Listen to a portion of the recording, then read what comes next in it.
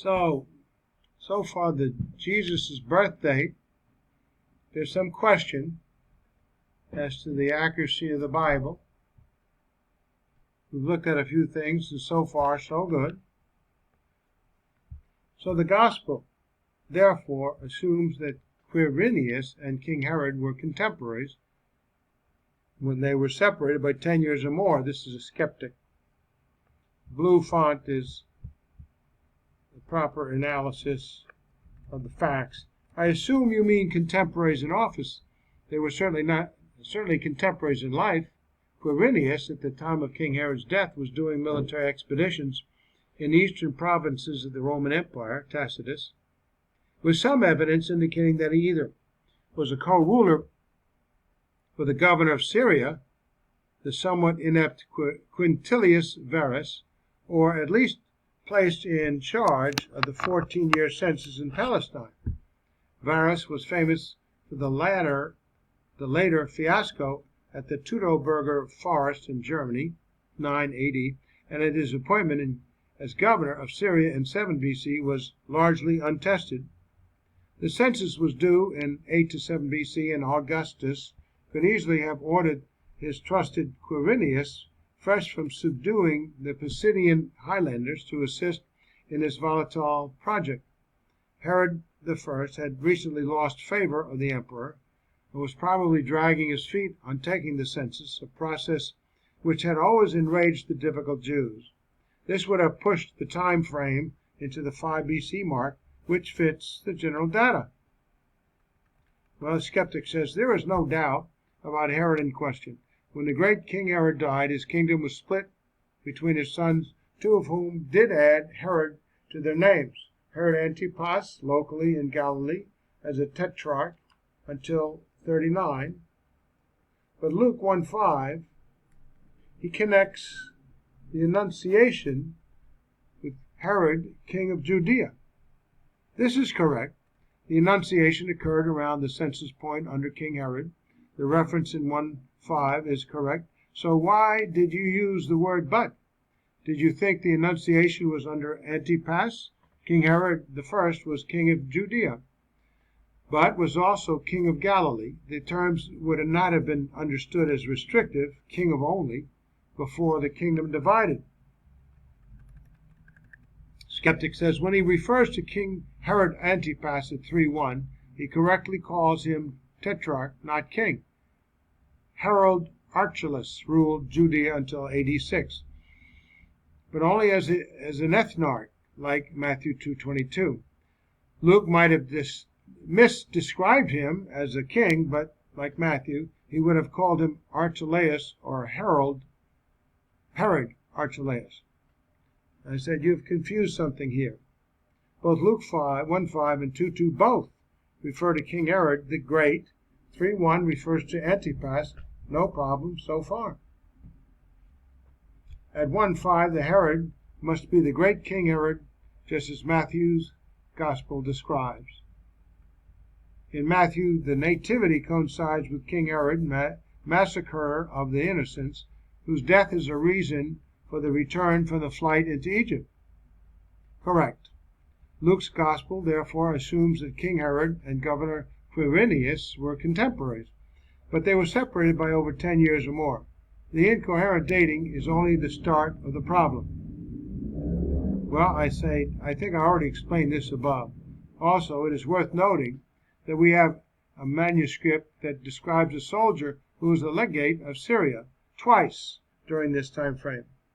There are two main interpretations of the manuscript evidence. One is that it refers to Q Varus, placing Quirinius as a procurator during the birth of Christ, and the other that it refers to Quirinius himself. The first option is defended by Ernest Martin in his article. A Latin inscription, he quotes, found in 1764 about 1/2 mile south of the ancient villa of Quintilius Varus at Tivoli, 20 miles east of Rome, states that the subject of the inscription had twice been governor of Syria. This can only refer to Quintilius Varus, who was Syrian governor at 2 different times. Numismatic evidence, stamps, shows he ruled Syria from 6 to 4 BC, and other historical evidence indicates that Varus was again governor from 2 BC to AD 1. Between his two governorships was Sentius Saturnianus, whose tenure lasted from 4 to 2 BC. Significantly, Tertullian, 3rd century, said the imperial records showed that censuses were conducted in Judea during the time of Sentius Saturninus against Marcion. Tertullian was also placed the birth of Jesus in 3 or 2 BC. This is precisely when Saturninus would have been governor, according to my new interpretation. That the Gospel of Luke says Quirinius was governor of Syria when the census was taken is resolved by Justin Martyr's statement, 2nd century, that Quirinius was only a procurator, not a governor of the province. In other words, he was simply an assistant to Saturninus, who was the actual governor of Tertullian stated. Well, the inscription in question below is a fragment of a funeral stone discovered in Tivoli near Rome in 1764 and is now displayed in the Vatican Museum, or displayed. We know only that it was a setup after the death of Augustus in 14 AD, since it refers to him as divine. The actual content of the inscription is as follows. Here's a picture of it, Latin, and translated: King brought into the power of Augustus and the Roman people and Senate. For this honored with 2 victory celebrations, for the same thing the triumphal declaration obtained the proconsulate of the province of Asia, again of the deified Augustus, Syria and Phoenicia. So the second option is favored by William Ramsay. The possibility that Quirinius may have been governor of Syria on an earlier occasion, chronology of the New Testament, he wrote, has found confirmation in the eyes of a number of scholars, especially W.M. Ramsay, from the testimony of the Lapis Tiburtinus document. This inscription, recording the career of a distinguished Roman officer, is unfortunately mutilated, so that the officer's name is missing. But from the details that survive, he could very well be Quirinius. It contains a statement that when he became imperial legate of Syria, he entered upon that office for the second time. The question is, did he become imperial legate of Syria for the second time, or did he simply receive an imperial legateship for the second time, having governed another province in that capacity on the earlier occasion? The wording is ambiguous. Ramsay held that he was appointed an additional legate of Syria between 10 and 7 BC for the purpose of conducting the Homendensian War, while the civil administration of the province was in the hands of other governors, including Sentius Saturninus, under whom, according to Tertullian, the census of Luke 2:1 was held.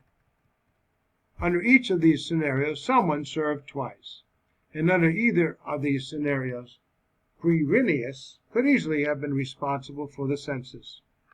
And curiously enough, even if that were not the case somehow, the linguistic data of the last few decades indicates that Luke 2:1 should be translated before the census of Quirinius instead of the customary first census of Quirinius.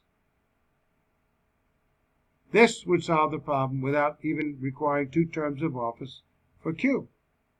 And while we are talking about Greek here, the term Luke uses for Quirinius governorship is the very general term hegemon, which in extra-biblical Greek was applied to prefects, provincial governors, and even Caesar himself. In the New Testament, it is similarly used as a wide term applying to procurators, Pilate, Festus, Felix, and 2 general rulers. So, New International Dictionary of New Testament Theology. gives as a range of meaning leader, commander, chief. This term would have applied to Quirinius at many times in his political career, and as a general term. Syria would have had several individuals that could be properly so addressed at the same time also. Remember, Justin Martyr called him procurator in Apology 134, which is also covered by this term. So my point is nothing is really out of order here. Here's our objective. Luke's nativity story hinges on its decree from Caesar Augustus that all the world should be taxed. Caesar Augustus was the Roman Empire, but if the nativity took place in the reign of King Herod the Great, the Jews were still Herod's subjects, members of a client kingdom, not a province under direct Roman rule. You are somewhat mistaken here. It is true that Judea did not technically become a Roman province until 6 AD, but the facts prior to that indicate much tighter authority and control than your statement might lead one to believe. Rome did a military conquest before Herod the Great was even born.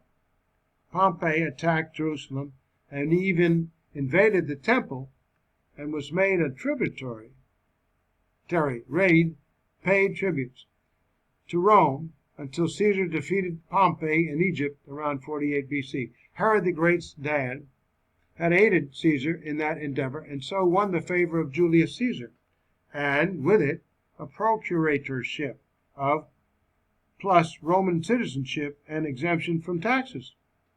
Then in 47 BC, the daddy Herod appointed the son Herod to be governor of Galilee, still completely under Roman rule.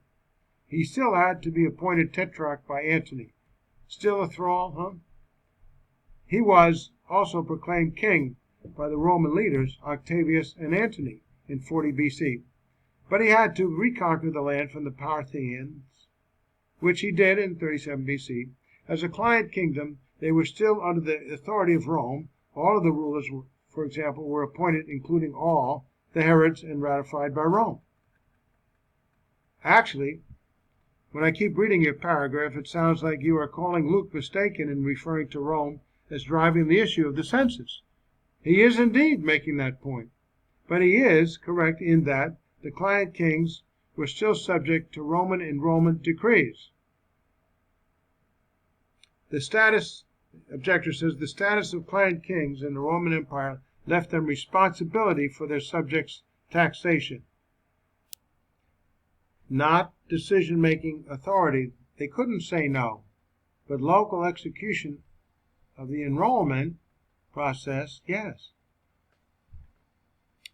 Relations between the Emperor Augustus and King Herod, the skeptic says, had often been stormy and had even led to threats of Roman interference, which Herod and envoys had to avert. However, their conflicts never caused the removal of Herod's royal status, although this was the only way in which his kingdom could have been taxed on the Roman model in accordance with orders from the Roman Empire. It is not just that Herod the Great never coincided with Quirinius, the governor, he never coincided with the Roman taxing of.